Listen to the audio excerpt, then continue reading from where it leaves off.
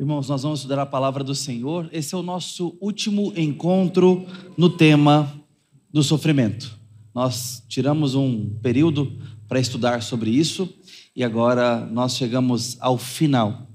E já deixo aqui o convite para os irmãos para a gente entrarmos noutro assunto no mês de julho.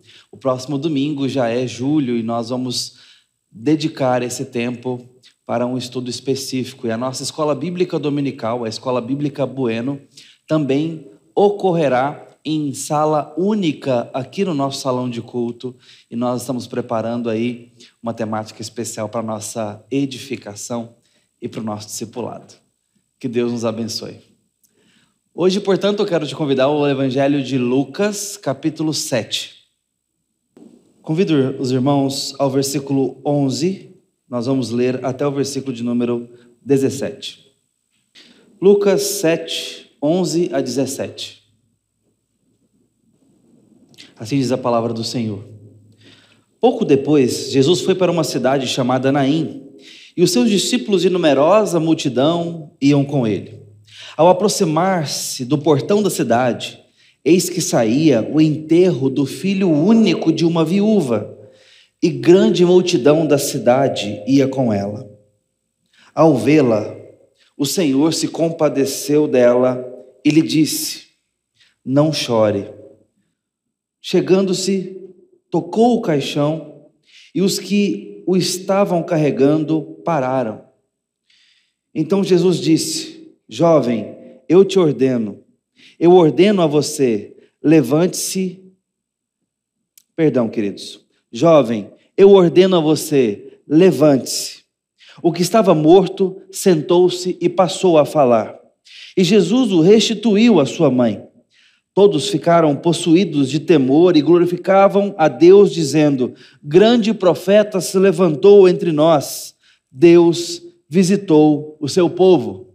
Esta notícia a respeito de Jesus se espalhou por toda a Judéia e por toda aquela região. Amém. Essa é a palavra do Senhor. Vamos buscar a Deus em oração, pedir a graça dele para esse tempo. Ó Deus bendito, nós precisamos da graça do Senhor sobre nós, nos abrindo o entendimento, deixando o nosso coração disponível, disposto para a tua palavra. Pedimos ao Senhor que nessa hora o teu Espírito fale conosco, nos mostre as tuas verdades na palavra, nos transforme, edifique, corrija, que encontremos perdão também, que encontremos esperança, porque o Senhor assim designou a tua santa e bendita voz na palavra. Te pedimos pela tua graça em Jesus. Amém. Irmãos, um dos últimos estanques da dor e do sofrimento estão guardados ainda em torno da morte. Talvez seja aquele assunto, aquele ponto de encontro que nós mais tenhamos medo nessa vida. Se não temos medo por um lado, mais incompreensão teremos. Ou se você está muito esclarecido quanto à morte, você não escapará de ter muita escuridão nesse assunto. Mesmo na palavra de Deus, nos é dito muito pouco. Muito pouco. O que acontece com a pessoa quando ela morre? Como é? O apagar das luzes dos olhos. Como é o instante em seguida após a última palpitação do coração? O último beat, o último sopro do pulmão? Não sabemos. A Bíblia não nos informa. Confesso para os irmãos que eu gostaria de saber muito mais. Muito mais. Talvez por ansioso que sou, gostaria de ter alguém falando: é assim que acontece, passo a passo.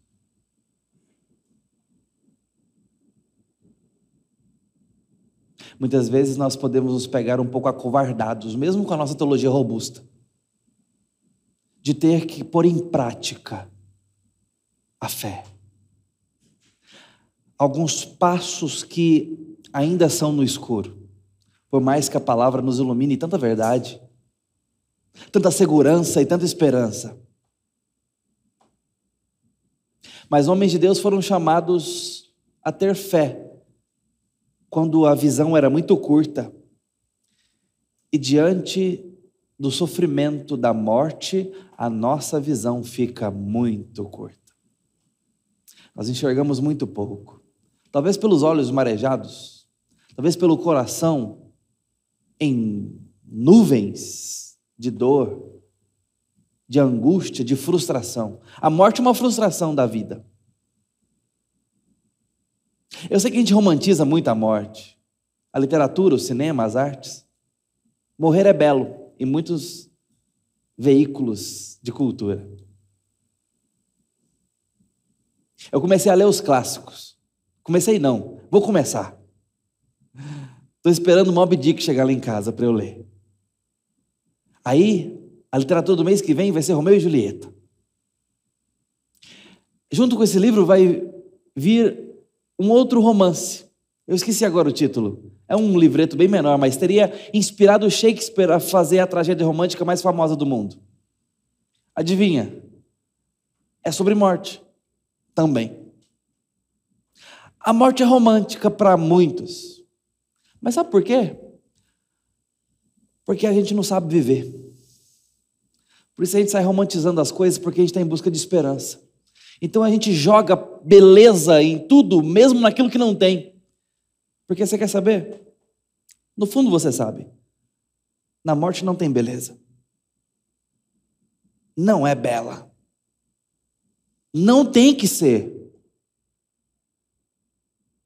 Ela é terrível.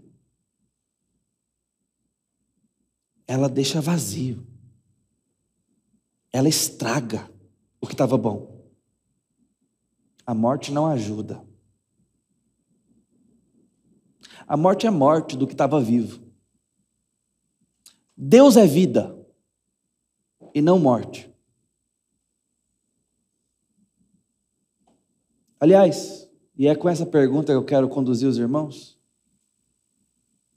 Onde está Deus quando mães enterram seus filhos? Ou pai? Esse texto é sobre uma mãe que está enterrando o seu filho. O filho único. E ela é viúva. A morte, no caso dessa mulher, tirou tudo. Tudo mesmo.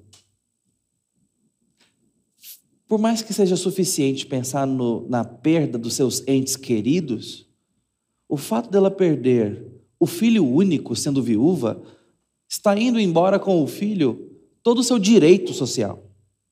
Seu nome está deixando de existir.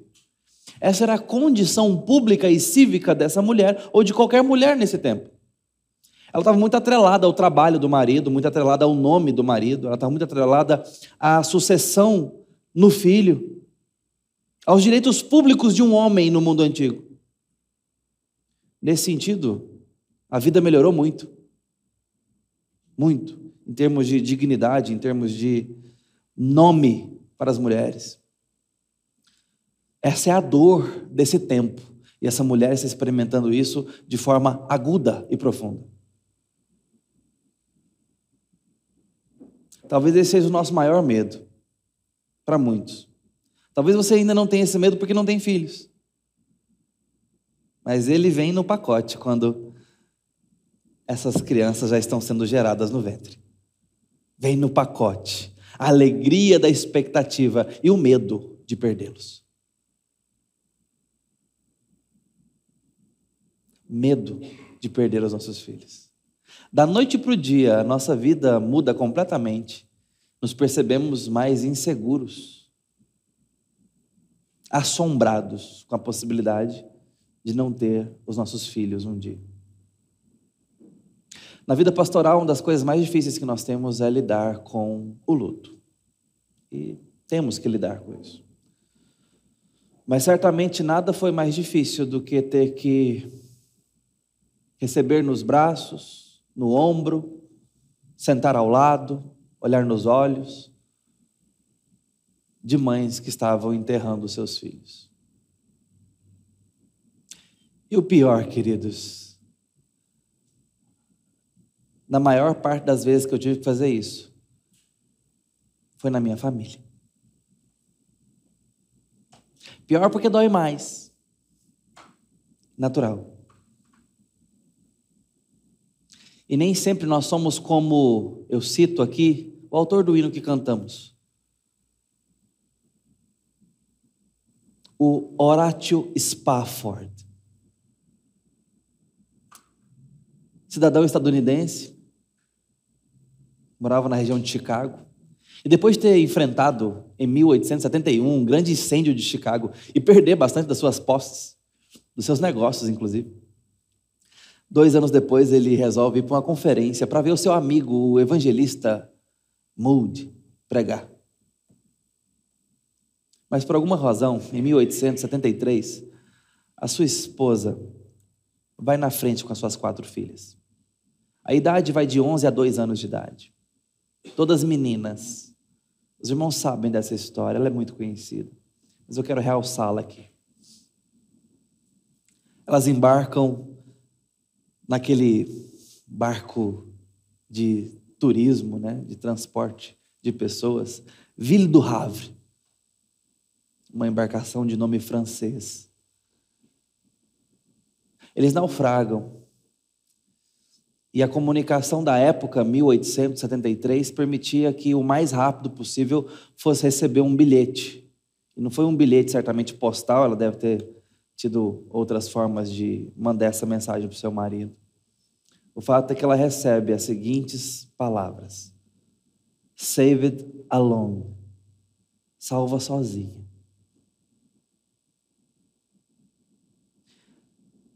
Por que só 2 palavras? Certamente essa mãe não conseguia escrever mais nada. O Horatio eventualmente pega uma embarcação e vai também para a Inglaterra, para onde a sua esposa então estava se dirigindo. E ao passar na região do naufrágio, mostram para ele que tinha sido bem ali. A sua filha, nascida depois dessa tragédia, é quem nos conta essa história e diz que naquela ocasião seu pai teria sido visitado por uma paz do Espírito Santo, que é sempre criativa, que sempre aponta para a vida e não para a morte, por mais que seja no enredo da morte. Aquele homem é levado a compor a letra que cantamos, na nossa adequação em português, que é uma boa adequação. Mas o refrão que cantamos, Sou Feliz com Jesus, é uma tradução adaptada para Está tudo bem com a minha alma. Está tudo bem com a minha alma. Se dor é mais forte sofrer, se alegria é mais doce viver, está tudo bem com a minha alma. Como estar bem voltando para casa sem nossos filhos? Como? A resposta não é não amá-los. Só o pecado poderia fazer tal aberração em nós, de nos deixar insensíveis ao filho gerado. Só o pecado poderia nos fazer, inclusive, tirar a vida deles, ou considerá-los não humanos, até certo ponto. Mas no mínimo de saúde humana, nós somos convertidos aos nossos filhos. E começamos a experimentar algo divino na vida. Para aquilo que talvez seja uma das maiores performances teatrais, num sentido, de quem Deus é. Deus faz isso o tempo todo conosco, no drama da vida. Ele nos coloca num teatro. E isso não é pejorativo, isso não é de forma falseada, não é isso. Mas perceba, ele chama a igreja, e ele dá Cristo para a igreja, e esse é o maior enredo da redenção, o encontro de Cristo com a igreja. E eventualmente ele nos explica que essa relação é uma relação matrimonial, e ele chama a igreja de noiva, e Cristo de noivo, de tal forma que a nossa relação como igreja, sendo resgatada ao longo da história, é uma história de preparação da noiva para o casamento. E mais, ele entra em relação conosco por aliança, mais um símbolo marital. De tal forma que a dinâmica de Cristo com a igreja é palco, é uma performance de família, de casamento. O pastor batista John Piper, ele escreve um livro, um dos melhores que eu já li, sobre jejum, Fome por Deus. Nesse livro ele tem uma premissa e ele diz, olha, será que Deus não nos deu o pão para comer? Ele está falando de alimento no geral. A gente se nutre e precisa de nutrição. E tudo que criamos também precisa de nutrição. A gente não consegue escapar desse sistema absoluto da vida. Tudo precisa de combustível. Tudo precisa de nutrição. Mesmo que seja a hidrogênio, como a Toyota está tentando desenvolver agora. Mesmo que seja. Ainda que seja energia solar. Ainda que seja o vento. Estocado ou não, pode gerar energia. Mas a gente precisa de alguma nutrição. Voltando ao Piper, ele diz, talvez Deus criou o pão, a comida e o sistema digestivo na vida viva, porque um dia ele falaria algo absoluto para a eternidade. Eu sou o pão da vida. Quem de mim comer, jamais terá fome. Esse jamais fala de eternidade, onde a história realmente acontecerá, seja em condenação, seja em glória. O que estamos vivendo nessa linha de raciocínio é uma performance da vida nutrida em Cristo. Ou seja, o alimento é símbolo, é placa de sinalização para uma realidade maior, é imagem para o real. Qual imagem? O pão sendo digerido. Qual é o real para qual essa imagem aponta? Nossa relação em Cristo. E por aí vai, irmãos. Por aí vai. Desta forma, o fato de sermos feitos pais de filhos, gerados ou adotados, não importa, dá na mesma. O fato de sermos feitos mães, gerando um filho ou adotando um filho, o resultado é o mesmo. Talvez seja a performance uma das mais íntimas para nos mostrar quem Deus é e nos falar a respeito dele. Porque Deus é pai e exerce paternidade não só no filho, mas nos filhos adotados. E ele se revela assim por toda a Escritura, mostrando que ele está reunindo filhos consigo. E ele nos permite, ao conhecê-lo na paternidade, ao conhecê-lo mais, experimentando a performance da paternidade, ele nos permite não só a alegria dessa experiência tão profunda, mas também nos permite as lágrimas da imperfeição dessa relação, as dores desta imperfeição. Porque nós somos filhos imperfeitos, nos tornamos pais imperfeitos e geramos filhos imperfeitos. Nós geramos uma situação imperfeita, carente de redenção e graça. É tão imperfeito que morre. Pode ser atropelado, nasce com um coraçãozinho fraco, tem um aneurisma com 13 dias de vida. Não suportam uma queda.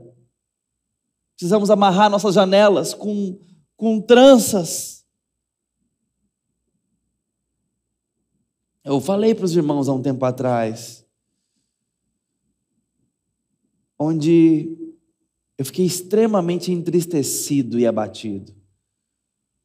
Nós colocamos uma cama maior no quarto de hóspede, que também é o quarto das meninas, e meu filho estava brincando em cima desse colchão, e mesmo a gente advertindo ele para não pular ali, a gente sempre chama a atenção disso, ele se desequilibrou e foi todo para a rede da janela, todo, o corpo inteiro. A rede o segurou, do 16º andar. A rede o segurou. Tinha uma rede ali. Nós, a primeira coisa que fizemos ao mudar para esse apartamento foi trocar as grades de segurança, a rede de segurança. Sim. Mas eu estava ali. Fora do alcance do meu braço, uma rede protegeu o meu filho. Uma cordinha, meus irmãos.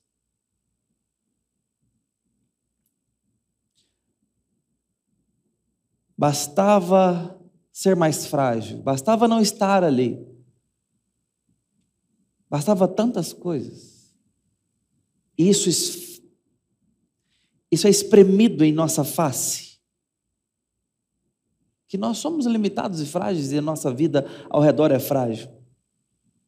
E nós facilmente temos que lidar com a morte. Mas a morte dos nossos filhos, a distância dos nossos filhos, pensar que pessoas podem roubar os nossos filhos, isso nos deixa com o coração muito pequeno. Eu lembro que, quando eu era criança, ali no Sonho Verde, a conversa da rua era: cuidado que eles colocam uma tatuagem de estrela azul em você e roubam seu rim. Essa era a conversa para as crianças tomarem mais cuidado na rua. Não aceita balinha? Mesma coisa, porque senão você dorme, eles te roubam e roubam seu rim. O mercado de rim estava em alta na época, certamente. Mas é verdade. Não sei se é a história do rim, mas esses dias eu me peguei tendo essa conversa com meu filho. Amarga, mas eu estava orientando ele sobre procedimentos de segurança. Filho, se o tio Binho te chamar, não vai. Estou brincando, era sobre estranhos, Binho. É porque ele perguntou sobre o Binho. O Binho é o novo melhor amigo dele. A gente estava conversando porque a gente viajou para São Paulo, estava andando e iria também agora num evento grande, como o Prós e Canto. Conversando sobre medidas de segurança. Filho, se um estranho te chamar, tal, faça assim, assim, assim. Grite assim, assim, assim. Não aceite isso, isso e isso. Conversa amarga. Porque ao ter essa conversa, nós estamos admitindo a possibilidade de. Mas o que tudo isso tem a ver com essa mulher? Tem a ver que ela está enterrando seu filho. E Jesus vai se encontrar com essa mulher. Ela não sabe. E a dor é tão grande que uma multidão a segue. Eu quero que você imagine essa cena porque o evangelista escreveu detalhes para nós. A gente não pode desvalorizar isso. Vem um cortejo fúnebre com o choro dos choros, lamentos, dos suspiros. Mas, sobretudo, há um silêncio naquela procissão, embora numerosa multidão a seguisse. Há uma comoção. E o que atrai aquelas pessoas? Dor, falta de esperança. É um funeral. A morte está atraindo aquelas pessoas. Talvez dá até para achar que dá para pegar a tristeza. É como se fosse mais uma pessoa ali. Está pesado. E ele sai em procissão. Aquela mulher vai colocar o seu filho e vai cobri-lo e não vai vê-lo mais. É nessa ocasião que nós temos uma outra procissão, um outro cortejo, uma outra comitiva vindo em direção a esta. Uma procissão diferente, animada. Porque Jesus está desde o capítulo 4 até o 7 aqui, até um pouquinho antes, chamando gente, fazendo pesca miraculosa, curando um paralítico, curando um cego. Chama os 12, chamando, curando, ensinando, faz todo esse movimento de novidade. Tem gente largando tudo para seguir esse homem. Por quê? Porque ele fala de algo grande, novo, de esperança. Tem gente sendo curada, tem gente que, mesmo curada, não consegue sair mais de perto dele. Tem gente que quer ser curado, está andando com ele. Jesus suscita esperança, vida. As pessoas que o encontram percebem, ele é profeta. Ele fala de Deus, ele age como Deus. Olha o que ele fez, olha o que ele faz. O que mais ele pode fazer? O que mais ele fará? Quem é esse? E ele vai surpreendendo essas pessoas, e até os próprios amigos mais íntimos não deixam de surpreender com ele a cada nova experiência. Chega ao ponto de dizerem certa vez, quem é esse que até o mar e o vento lhe obedecem? Quem é? E uma multidão segue Jesus, animada, será que cantando? Talvez. O povo de Deus, desde muito antes, aprendeu a andar e cantar pela vida. Talvez em grandes momentos houvesse essa exultação de esperança. Essas comitivas vão se encontrar. O que deve me trazer a pergunta na memória? O que acontece se o cortejo da morte se encontrar com o cortejo da vida? Se isso é um símbolo para que a gente aprenda alguma coisa, símbolo no sentido de ensino, de sinal, para que a gente entenda algo, o que Deus quer nos mostrar aqui? E eu quero te ajudar com algumas outras perguntas, para que a gente pense nesse encontro. Eu quero que você visualize isso. Imagine esse encontro acontecendo, talvez no final da tarde, talvez já no findar do dia, aquele cortejo se encontrando, uma multidão com outra multidão, ora a câmara está num, ora está no outro, e eles estão se encontrando, e aquela mulher vê um cortejo se aproximando, com o olhar marejado, com as maçãs rosadas de choro, e Jesus com aquele olhar penetrante, doce e selvagem ao mesmo tempo, do Deus vivo na terra. As perguntas que eu quero te conduzir nelas são as seguintes. O que esperar da nossa vida caída se encontrarmos o exaltado de Deus nesse mundo? O que esperar de nossas vidas muitas vezes em trevas, depressão, falta de perspectiva e desesperança, se encontrarmos com a alva da manhã, a estrela bendita de Deus? O que esperar dos cacos da nossa vida, porque, como argumentamos, somos frágeis, somos quebradiços, se nos encontrarmos com aquele que faz todas as coisas novas? O que esperar, por fim, da morte que há em nós, que há ao redor de nós e que literalmente levou a vida dos nossos, se nos encontrarmos com aquele que é a vida? De um lado, desconsolo e desesperança, porque é o enterro, a morte do filho único de uma viúva. Do outro, vida, esperança, porque seguem o Filho único do Deus vivo. De um lado, choro, fim, desconsolo, porque a morte fez o que tinha que fazer. Do outro, expectativa, alegria, porque ele tem palavras de vida eterna. O que acontece nesse encontro? A doutrina mais subestimada acontece nesse encontro.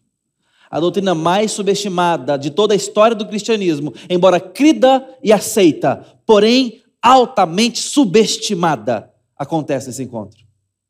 Em uma palavra, ressurreição. A ressurreição que acontece aqui, embora não seja a ressurreição doutrinária final, que Cristo conquista para nós na sua ressurreição, da qual ele é o primogênito dos que morreram, dos que dormem, como o Apocalipse nos fala no primeiro capítulo, ela é sinal, ela é emblema significativo que aponta para essa outra. Eu quero de forma breve mostrar isso para os irmãos através de 3 instâncias. A primeira delas é a iniciativa de Jesus.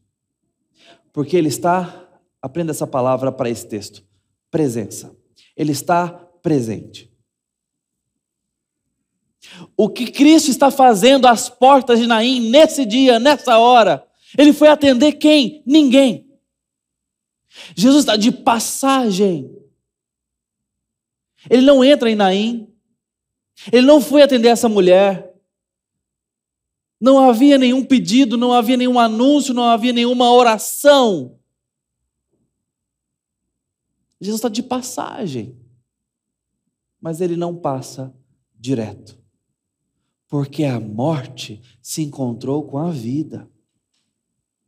E aquele que vier a mim, de maneira alguma o lançarei fora. Mas sabe como é que a gente vai a Cristo? Se o Pai que o me deu trouxer. Deus está trazendo a viúva para se encontrar com o filho dele. Graça. E haveria de ser assim toda a vida gerada por Cristo. Sabe por quê? Porque Deus amou de tal maneira o mundo que deu o seu Filho unigênito para todo aquele que nele crer não pereça, mas tenha a vida eterna, segundo o apóstolo João. Deus entregou o Filho para que as pessoas pudessem crer nele. Quem são essas pessoas? Os filhos adotados de Deus na história. E Deus agora está entregando esse encontro para Cristo. Cristo está presente aqui. Perceba as instâncias, as camadas dessa presença. Ele está presente a ponto de vê-la. Diz o texto, quando o Senhor a viu. Ele está presente no mundo, fazendo, você sabe o que ele está fazendo. Ele veio morrer nesse mundo, ele veio sofrer nesse mundo, ele veio padecer nesse mundo, ele veio sofrer nesse mundo, ele veio entregar a sua vida nesse mundo. Ele veio fazer isso, por isso que ele está aqui. Ele até está fazendo curas e vai fazer o milagre da ressurreição aqui. Você já sabe disso, mas isso não é o ponto. O que Jesus veio fazer, o resultado, é para além dessa vida. Jesus não veio devolver filhos para viúvas, mães viúvas. Não é esse o ponto. Ele não veio devolver vista para cegos. Ele faz isso. Só que isso é sinal, repito, de algo maior. O que ele faz aqui representa algo muito maior do que devolver o seu filho que morreu. Algo pode ser maior que isso? Pode. Você e o seu filho na eternidade, para sempre, com Jesus. Onde a enfermidade não toca, onde a morte não chega, onde não há distância entre pais e filhos, onde não há mais imperfeições na relação, nem em nós. É muito maior do que ter os nossos filhos guardados perto de nós. Muito maior. Jesus está aqui para isso. Mas em segundo ponto, nesse sentido, ele também está aqui se condoendo. Porque diz o texto, não chores. Ele se compadeceu dela, perdão, primeiro, e depois ele diz, não chores.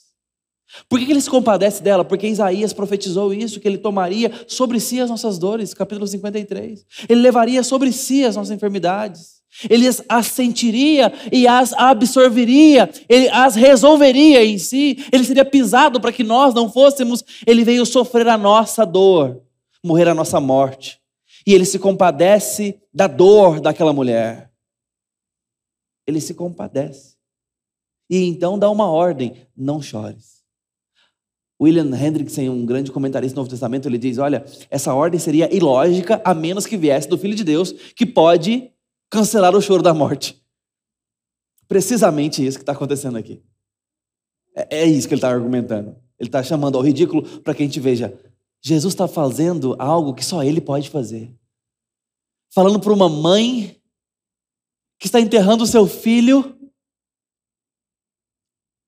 pare de chorar.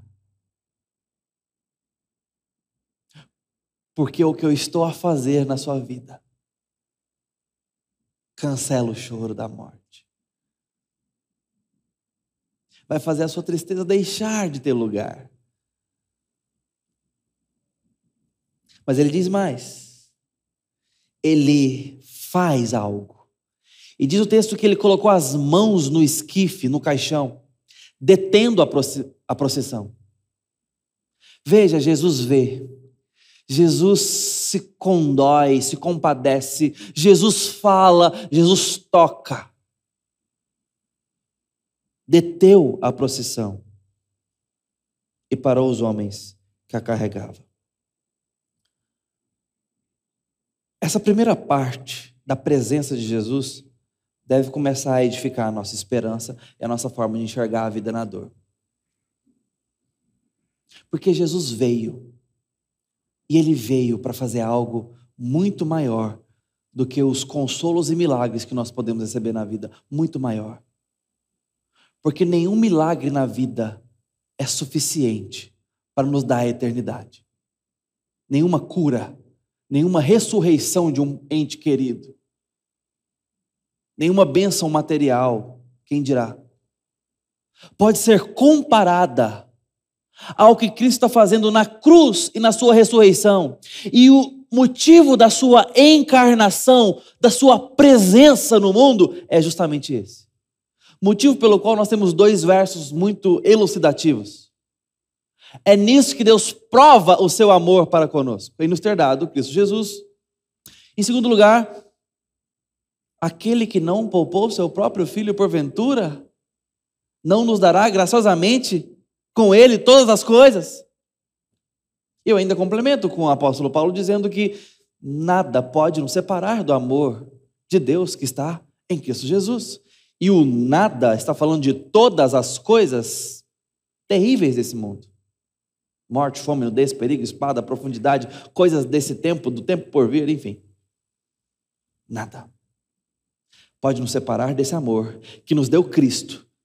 E Cristo dado é para a eternidade. É para algo maior do que as providências temporais.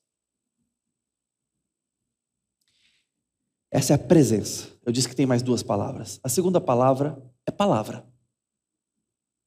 Porque se por um lado Jesus tomou a iniciativa de estar presente e se entregar, ele veio como o verbo de Deus, a palavra de Deus. Ele veio nos mostrar Deus, falar sobre Deus, expressar sobre Deus. E ele faz aqui isso nesse texto.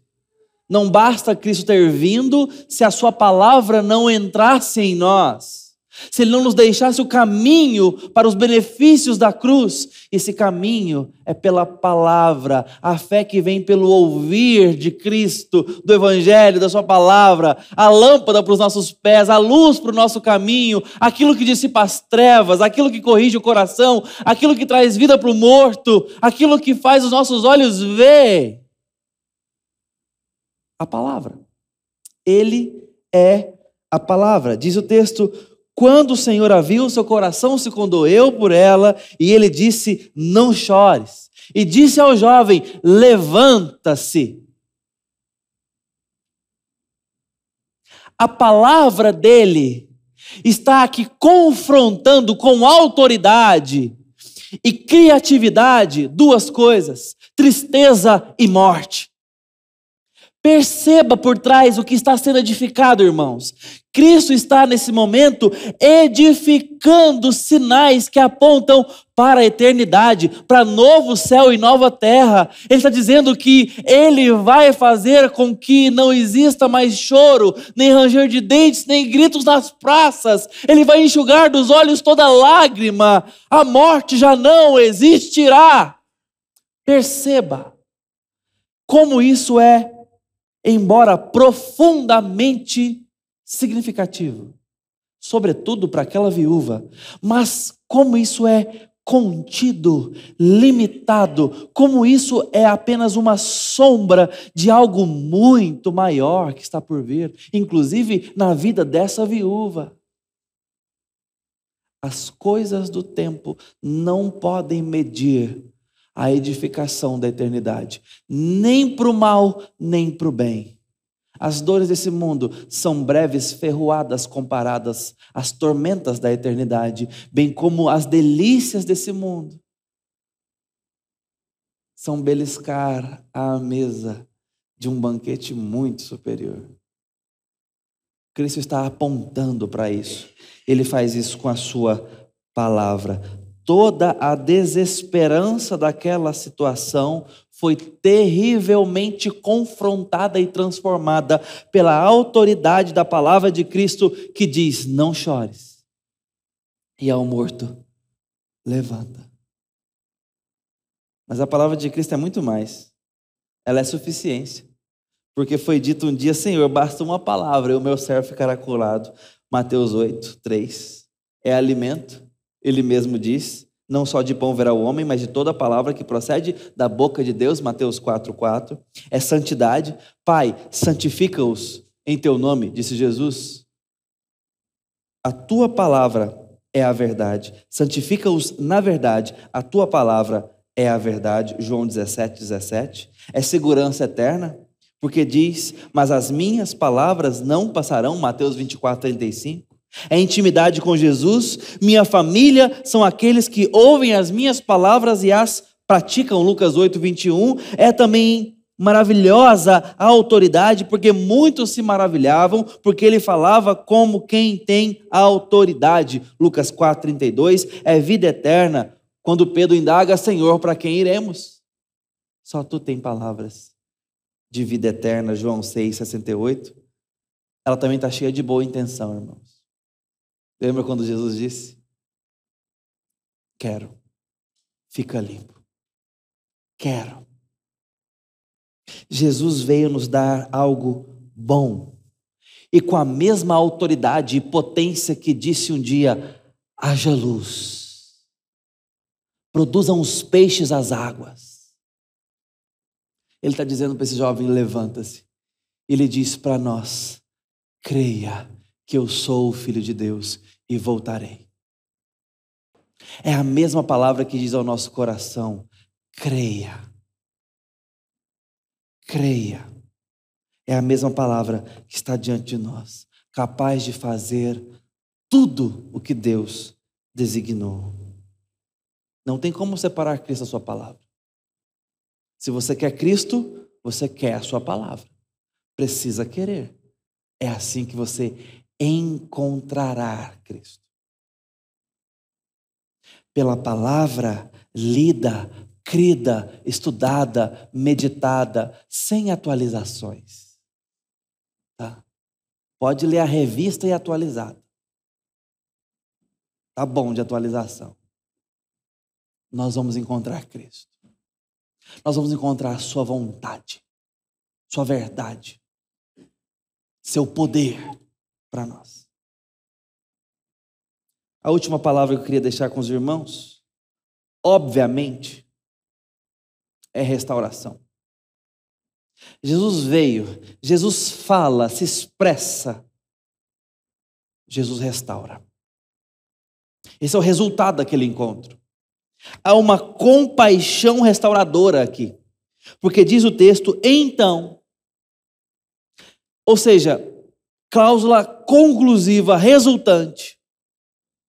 O que estava morto se levantou e começou a falar. E Jesus o devolveu à sua mãe. Verso 15. O verbo que está aqui, eu evito ficar citando grego e hebraico para os irmãos, mas não que isso não porque não é importante, tá? É muito importante. A gente tem que estudar essa língua para entender o que o texto está dizendo, mas esse daqui é interessante, porque tem até uma sonoridade com o que está acontecendo aqui. O verbo grego é didomi, que tem a ver com duas possibilidades. Devolver, e aí é onde a sonoridade combina com o verbo grego e o português, o devolver, o didomi, mas também é a palavra que nós podemos traduzir para restituição. Ou você devolve o que é do outro, ou você restitui. Ainda é um mesmo campo semântico. Mas existe ainda uma terceira possibilidade, que ainda faz parte dessa família semântica, mas um pouquinho diferente, que agora não parte do que era de um e voltou para ele. Não tem retorno. É um caminho só de ida, que é presentear. Você pode usar o verbo didomi para presentear alguém. Eu didomi algo para alguém. Jesus presenteou aquele filho ao mesmo tempo que o devolve. Veja que a semântica aqui ela é passível de entrelaçamento. Era dela, Jesus está devolvendo. Mas não tinha como, ela não tinha direitos de ter de volta. Vai reclamar para quem?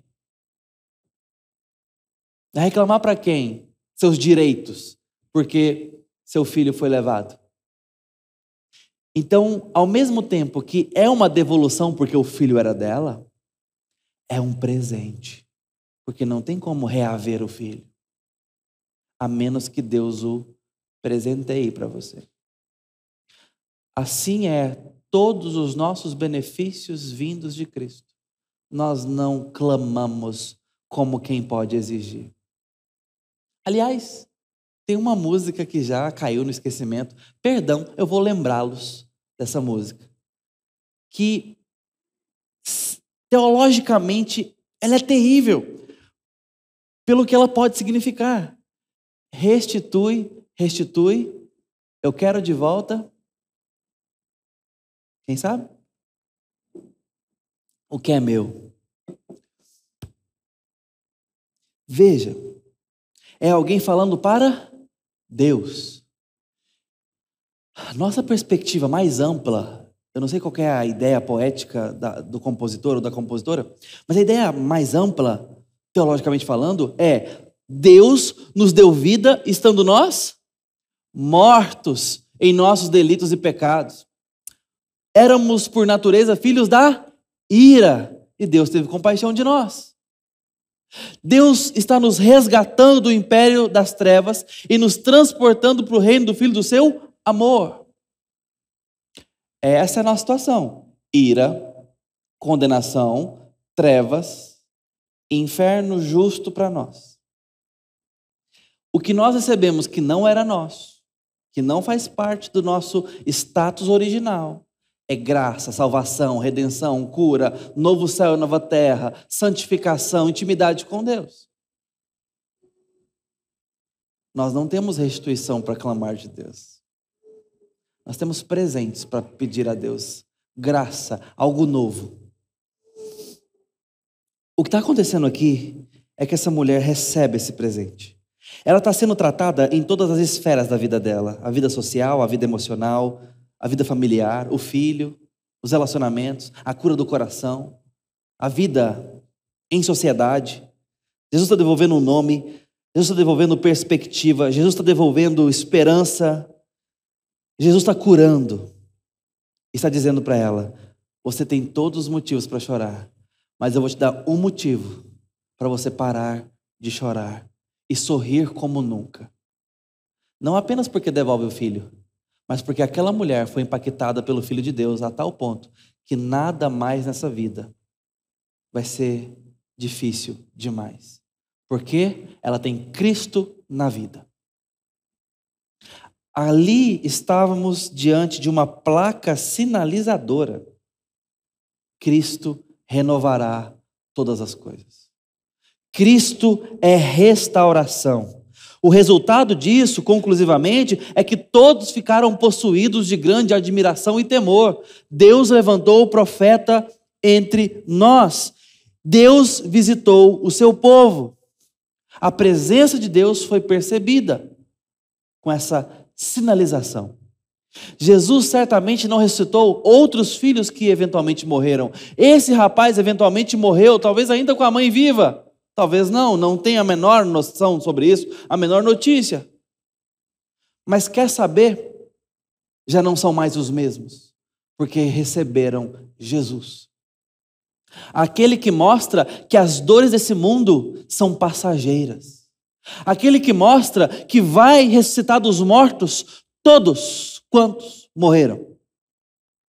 E dará para alguns, os seus, vida eterna após essa ressurreição. A vida consumada eterna. A experiência de um novo corpo, de um novo céu, de uma nova terra. A vida de fato começará.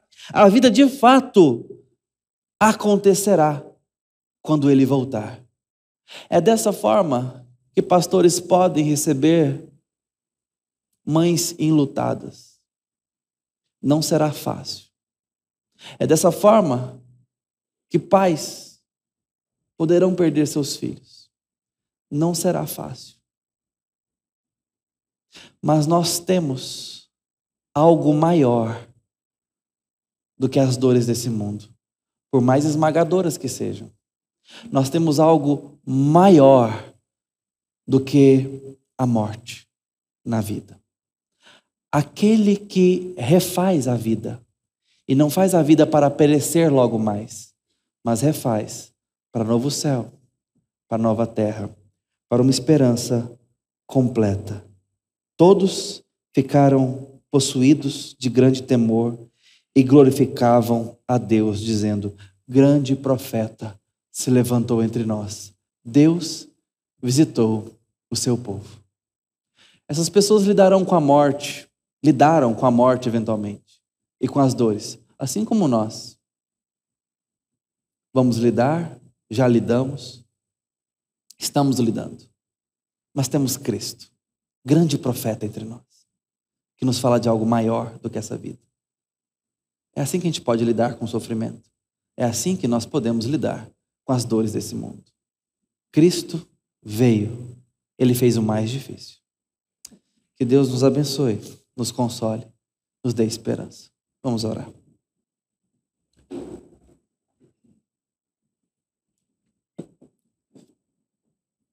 Ó Deus bendito, no nome do Senhor, nós pedimos a graça de sofrermos com esperança quando a providência for apertada e difícil. Mas jamais nos deixe sem esperança em Cristo Jesus. É assim que nós somos capazes de despedir dos nossos filhos, dos nossos pais, dos nossos amigos. Não porque é fácil, mas porque temos algo maior para esperar. Temos restauração para crer em Cristo. Assim, crendo na tua iniciativa de ter vindo ao mundo, morrido por nós, ressuscitado, permita-nos amar a tua palavra e nos apegar a ela enquanto caminhamos. Que a nossa vida se encontre com a tua comitiva, ó Senhor Jesus. Em teu nome que nós oramos. Amém.